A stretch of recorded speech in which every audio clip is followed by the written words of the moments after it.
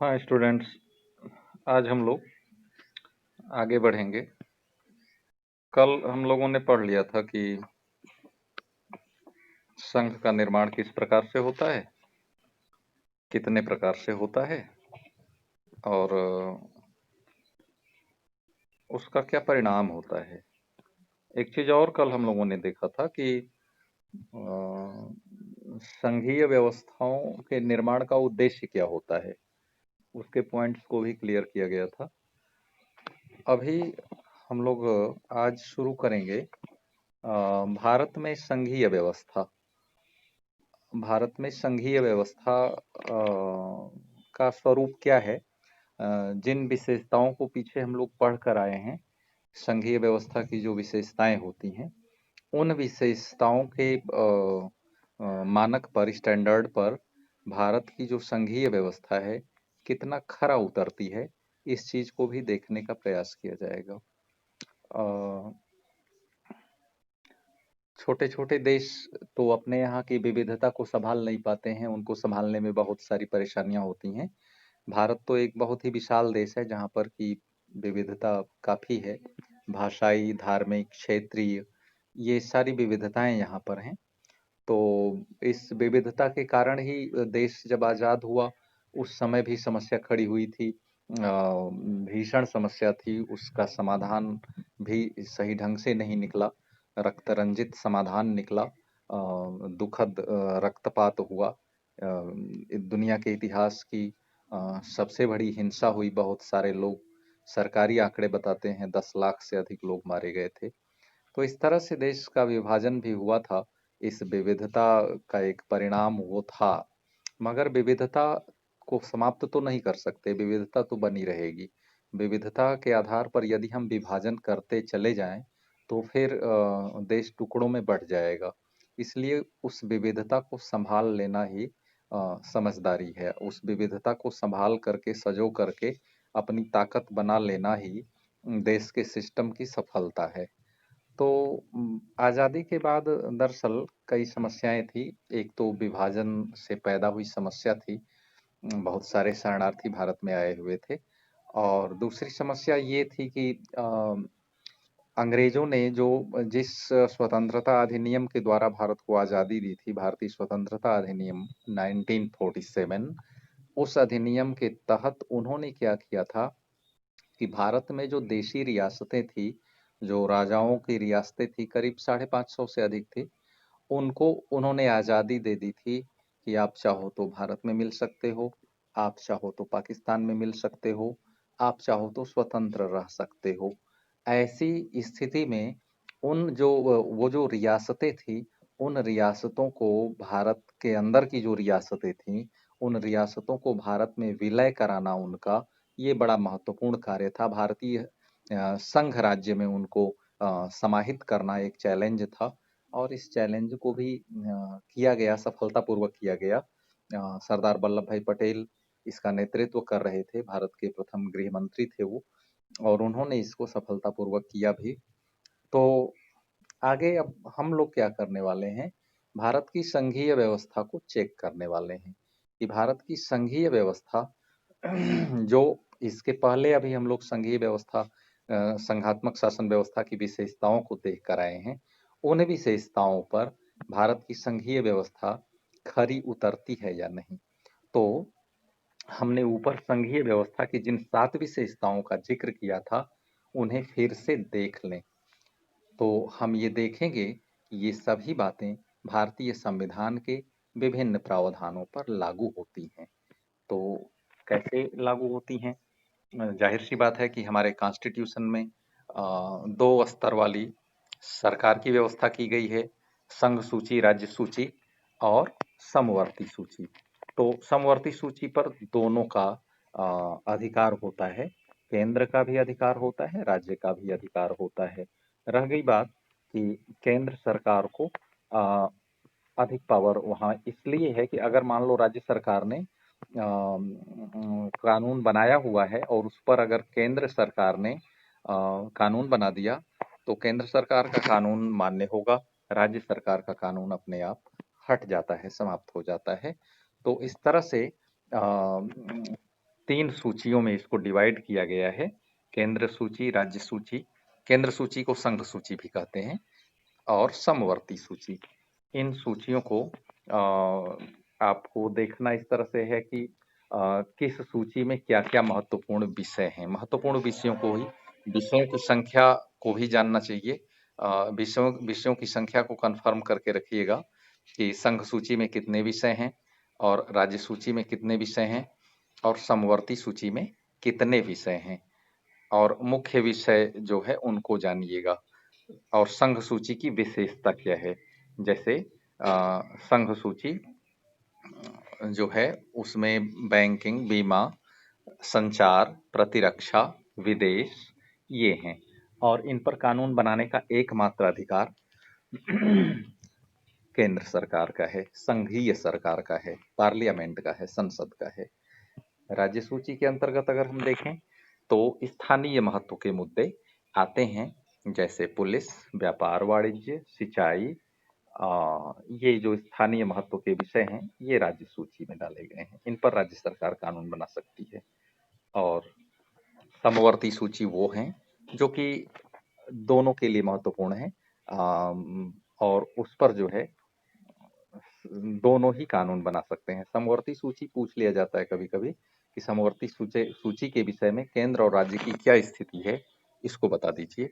तो क्वेश्चन को ध्यान में रखिए। क्वेश्चन यही है कि भारत की संघात्मक शासन व्यवस्था को चेक करिए कि भारत में संघात्मक शासन व्यवस्था की विशेषताएं हैं या नहीं। तो पीछे वाले पॉइंट्स के आधार पर आपको चेक करते जाना है।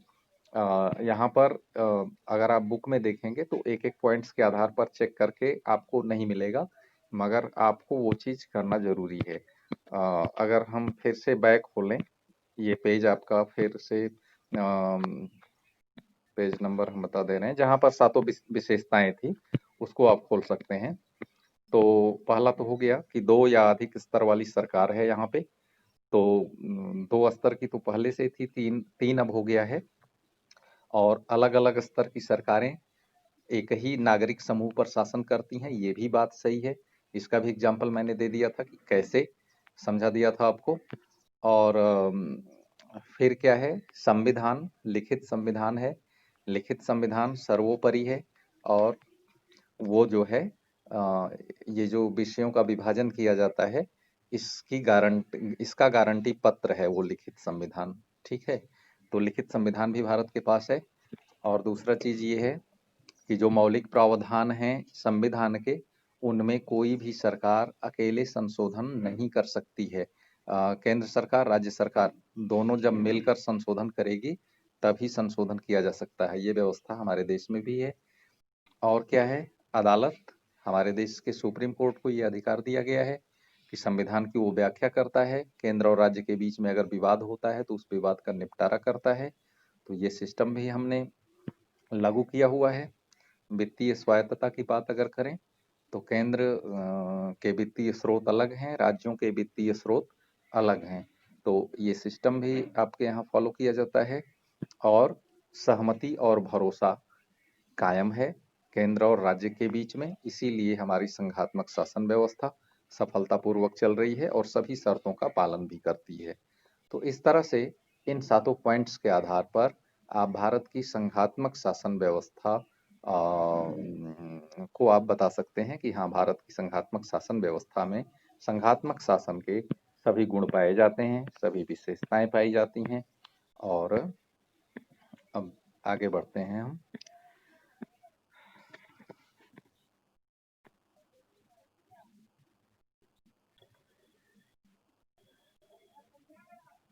एक चीज और है, जैसे संघ सूची, राज्य सूची, समवर्ती सूची, ये 3 सूची के बाद भी एक एक चीज और है, हालांकि वो लिस्टेड नहीं है, अवशिष्ट शक्तियां। अवशिष्ट शक्तियां का मतलब ये है कि जिनको काउंट नहीं किया गया, जो इन तीनों सूचियों में शामिल नहीं हो सकी, या जो जिनकी आवश्यकता उस समय नहीं थी, या जो महत्वपूर्ण नहीं थी, या जो भविष्य में विषय आने वाले थे सामने। जैसे उस समय कंप्यूटर टेक्नोलॉजी कोई नहीं जानता था, तो सॉफ्टवेयर टेक्नोलॉजी कोई नहीं जानता था। तो इन सब चीजों को उस समय तीनों लिस्ट में से किसी में भी उसका कोई जिक्र नहीं, मगर बाद में ये तो अत्यंत महत्वपूर्ण बन गया, तो ये अवशिष्ट शक्तियों में चला गया। तो अवशिष्ट शक्तियां जितनी भी हैं उनके ऊपर किसका अधिकार है? केंद्र सरकार का अधिकार है, संघ सरकार का अधिकार है। तो ये अवशिष्ट शक्तियों के संबंध में ये व्यवस्था है हमारे संविधान में कि केंद्र सरकार के अधिकार क्षेत्र में बाकी जो बचे हुए विषय हैं जिनको हम अवशिष्ट शक्तियां के नाम से जानते हैं, इस तरह से है। आगे फिर हम बढ़ते हैं तो हमारे यहाँ जो है सबको साथ लेकर चलने की नीति मानकर अधिकतर बड़ी संघीय व्यवस्थाओं में साथी इकाइयों को बराबर अधिकार नहीं मिलते, सबको साथ लेकर चलने की नीति मानकर बनी अधिकतर बड़ी संघीय व्यवस्थाओं में साथी इकाइयों को बराबर अधिकार नहीं मिलते। भारतीय संघ के सारे राज्यों को भी बराबर अधिकार नहीं दिए गए हैं। अब यहाँ पर कुछ चीजें हैं जिनको कि आप रिवीजन के दौरान ध्यान में रखें कि क्या भारत के सभी राज्यों को इक्वल राइट मिला हुआ है, समान अधिकार मिला हुआ है, सभी के समान अधिकार हैं? तो यहाँ हम कह सकते हैं नहीं। कैसे? पहले तो स्पष्ट रूप से कह सकते हैं, जैसे दो प्रकार के राज्य हमने बना रखे हैं, एक तो राज्य हैं, दूसरे केंद्र शासित प्रदेश हैं। तो एक डिवाइडेशन तो यहीं पर हो जाता है। केंद्र शासित प्रदेश जो भी हैं उनके अधिकार राज्यों की अपेक्षा कम हैं।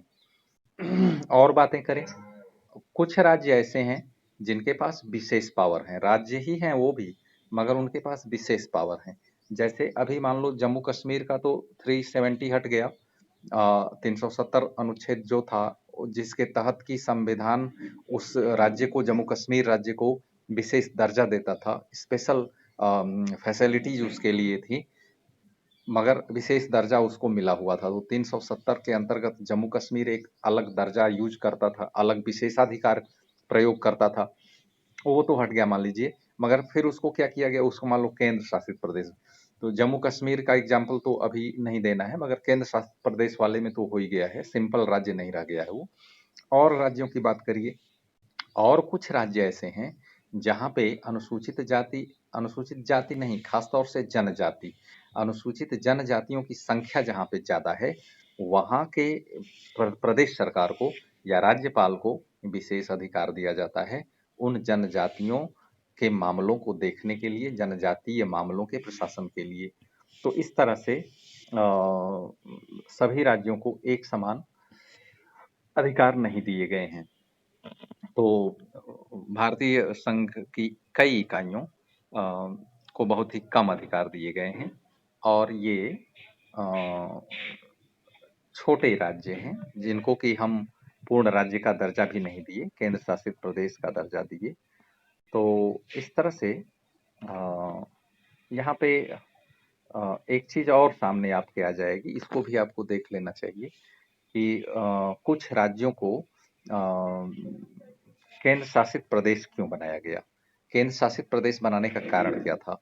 तो उसका कारण ये है, उनका छोटा आकार, और जो है उनको स्वतंत्र राज्य का दर्जा दिए जाने लायक उनका आकार नहीं था, और उनका क्षेत्र जो था इस तरह का था कि उनको जो है केंद्र शासित प्रदेश बनाया गया, और केंद्र के अधीन ही उनका शासन चलता था।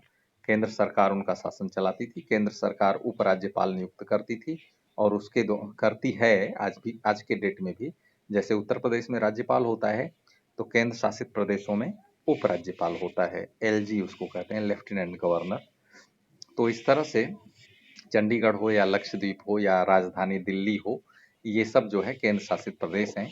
इन क्षेत्र को राज्यों वाले अधिकार नहीं हैं, इन इलाकों का शासन चलाने का विशेष अधिकार केंद्र सरकार को प्राप्त है।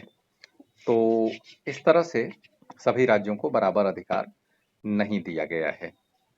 और केंद्र और राज्य सरकारों के बीच सत्ता का यह बंटवारा हमारे संविधान की बुनियादी बात है। अधिकारों की इस बंटवारे में बदलाव करना आसान नहीं है। ठीक है, अकेले संसद इस व्यवस्था में बदलाव नहीं कर सकती। किसी भी बदलाव को करने से पहले संसद को दोनों सदनों में 2/3 बहुमत, अब इस चीज को नोट करके रखिएगा, अपने दिमाग में बैठा करके रखिएगा कि दो राज्यों नहीं, केंद्र और राज्य दोनों मिल करके संशोधन करेंगे तब संशोधन होगा। किस चीज में? जो सत्ता का बंटवारा है, जो बुनियादी नियम है जिसके आधार पर संघ का निर्माण हुआ है, शक्तियों का बंटवारा हुआ है, शक्तियों के बंटवारे वाले टॉपिक को उन अनुच्छेदों को यदि चेंज करना है, यदि उनमें कोई बदलाव करना है, तो केंद्र और राज्य दोनों का सहयोग चाहिए। पहले तो संसद से 2/3 बहुमत से वो पास होना चाहिए।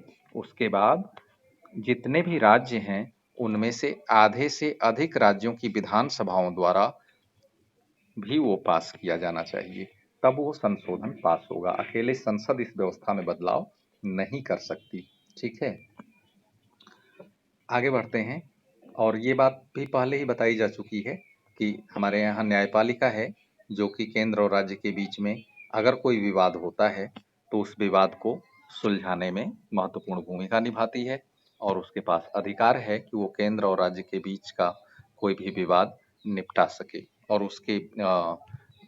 उसके निर्णय को मानना बाध्यकारी है। सभी लोग उसके निर्णय को मानेंगे। ठीक है, ये सब बातें तो हो गई हैं। आगे बढ़ते हैं।